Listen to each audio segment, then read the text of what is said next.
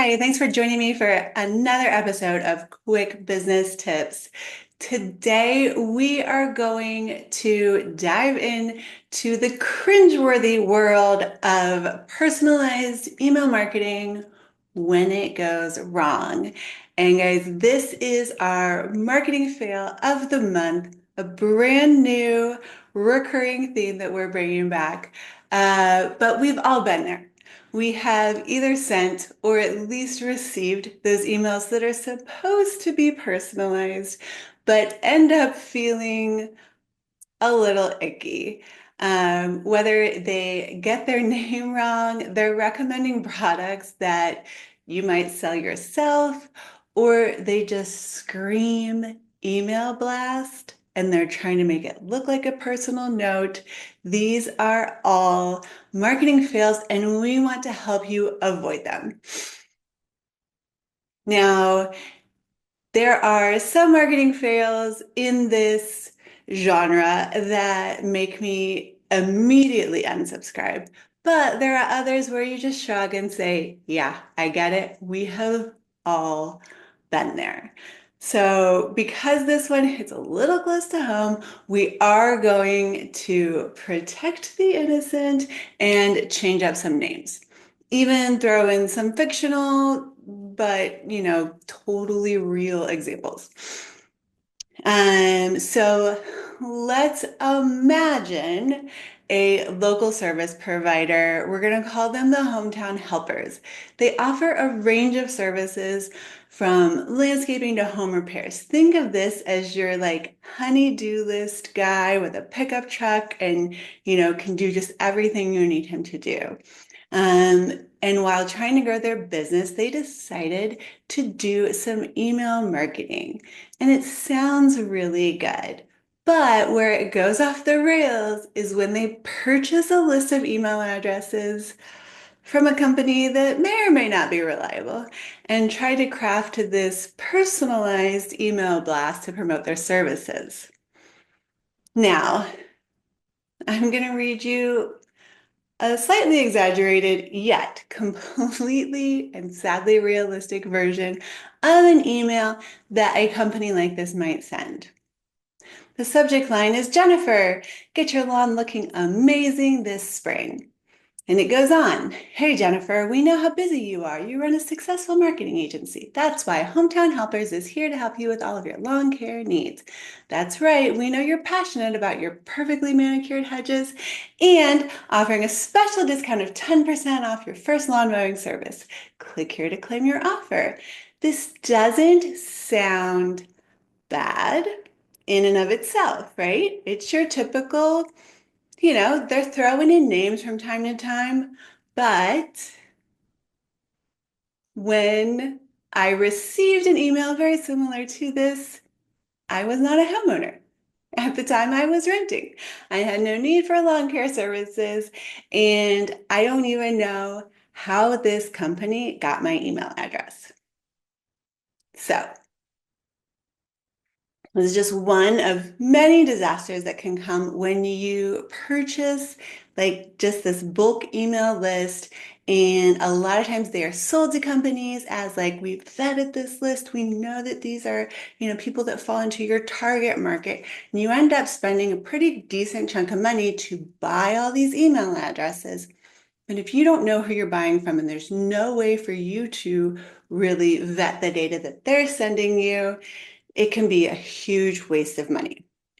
Now, another thing that is similar to this is when I have another marketing agency trying to sell me as a marketing agency owner their services. And it's not like, hey, we know you're busy and you might need to outsource some of your work. It's like, hey, we know you run a business, and so you might need someone to design your website for you or to optimize your website for you. Like all they have to do is a real quick search and find out I offer the same services. Why would I want to buy them from you? It's no different from a plumber sending another plumber a sales pitch. It just shows a complete lack of any kind of research or personalization. Now, if you're just sending out emails, kind of like the mass postcards that show up in your mailbox, and it's just like, hey, we're just going to send out to everyone in this neighborhood our lawn mowing services. That's one thing. There's nothing on that postcard that makes it feel personal to me at all. I understand mass marketing. That's a thing that exists and it works for some companies. But when you are trying to make this sound like, hey, I looked at your profile on LinkedIn and I really want to help you, take your website to the next level. I'm pretty sure you didn't even look at my website because if you had, you would have understood that I'm not your target market here. So if you're going to do personalization, make sure you've done a little research about the people that you're sending it to on the front end. Because when the personalization feels really superficial or inaccurate, like getting someone's name wrong, um, then you've sort of made a huge misstep and you're going to erode any trust that you might have been able to build with this person.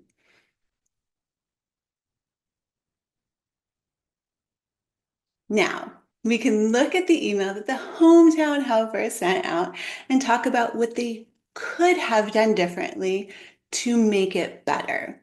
First of all, segmentation. Figure out who owns a home, who doesn't own a home. And if you're gonna talk about perfectly manicured hedges, let's make sure that people have some kind of landscaping. In this area, there are a lot of homes that have like barely this tiny little strip of lawn.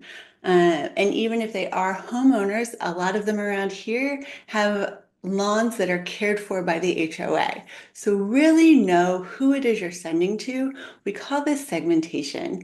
And it's not just for lawn care companies. Look at what people have purchased from you in the past, if this is your own database. If it's coming from a cold market, you can start by sending them surveys or, looking at what links they're clicking on to see what their interests might be and segment them that way. So you can do it through demographics, past behaviors, figure out what their needs and interests are, and then start tagging and segmenting within your CRM software.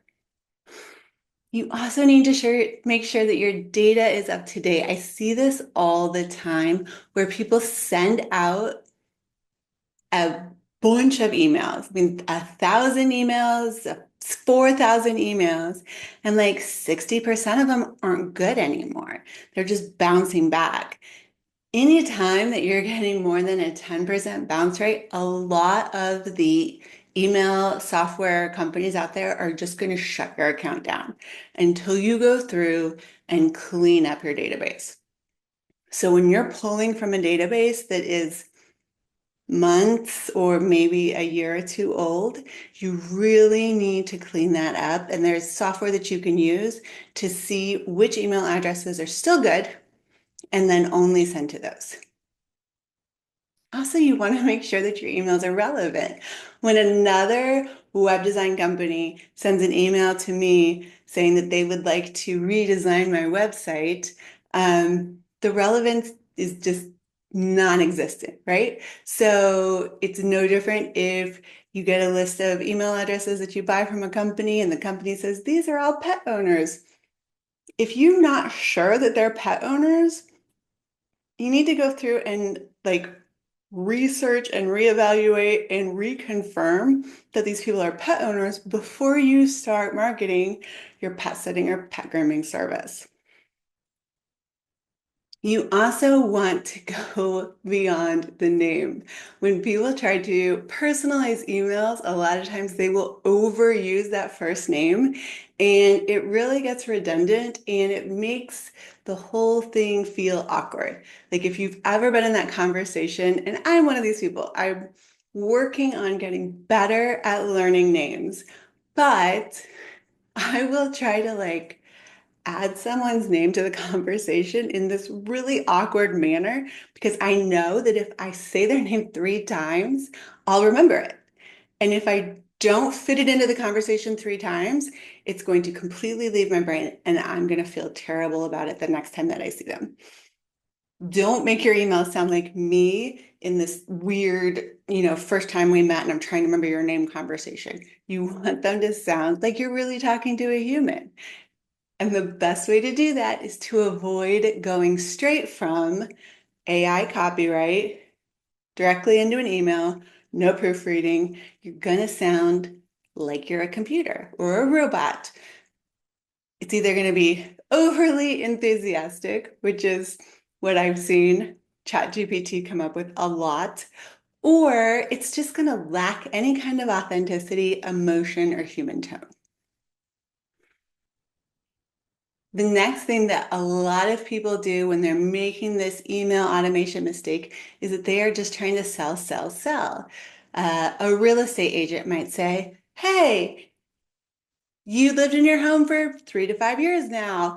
A lot of people start looking at upgrading and moving on and, changing with their family dynamics. And are you ready to buy? A month later, they send in another one. Hey, here's some homes that you might be interested in that are larger or smaller than the one that you're in now. Are you ready to buy? And if they keep sending out these, are you ready to buy? Are you ready to buy? Are you ready to buy? People get tired of that. If you are able to add value, whether that's tips, exclusive content, valuable resources, links to other kinds of quizzes and tests, things that really add value and serve your client base, people are much more likely to, one, forgive the occasional mistake, and two, stay subscribed to your email list because they're going to want to keep getting that content that they find valuable. And don't forget to test different subject lines, content, calls to action, little trigger phrases so that you can figure out which call to action, what subject line, what things are really working best for the different segments in your audience. But even if you do well on the personalization side, personalization isn't really enough to get the sale in this current market. The real shift is when you are able, as a marketer of your business, to go from selling to building relationships. And that is when that value add and the resources and the stop with the sell, sell, sell, sell, sell becomes so much easier. Because if you look at every email, every social media post, everything that you're doing as a way to serve your client base to the best of your ability, the sales will come on their own. Provide value, be helpful, and be authentically you. So instead of the generic pitch slap that a lot of us are getting on social media DMs or in these random emails that come into your inbox, you could have been a better version of the hometown helpers and sent something a little bit more like this. A subject line of making life easier in Westfield, Indiana. Hey, Jennifer, we know life in Westfield is hectic. Between work, family, and everything else, it's hard to find time for those little or big tasks around your house. This is where we come in. We're a local team offering a range of services to make your life easier, from lawn care to home repairs, pet sitting, and errand running. We're not just about getting the job done, but about building relationships. If you're curious to learn more, here's additional details about our 4 main services. And then they have links to lawn care, home repairs, pet sitting, errand running. And in their own database system, they could have triggers set up, like this person's interested in pet sitting. We need to send them stuff about pets. They clearly have a pet. They clicked the link for home repairs. We need to send them stuff about home repairs, little DIY projects they can do themselves or stuff that we're able to do for them. And then by sending an email like that, you are starting that relationship process. You're gathering data. You're making the segmentation of your database so much easier. And it's not like Here's what we're doing. Buy this thing now. Here's some stuff that we can offer. If you're interested in more information, go ahead and hit whatever area you're interested in. So it's beneficial to you from a segmentation standpoint, but it's also beneficial to your database because they're able to learn more about you in a way that doesn't feel pushy and like I have to buy this service now.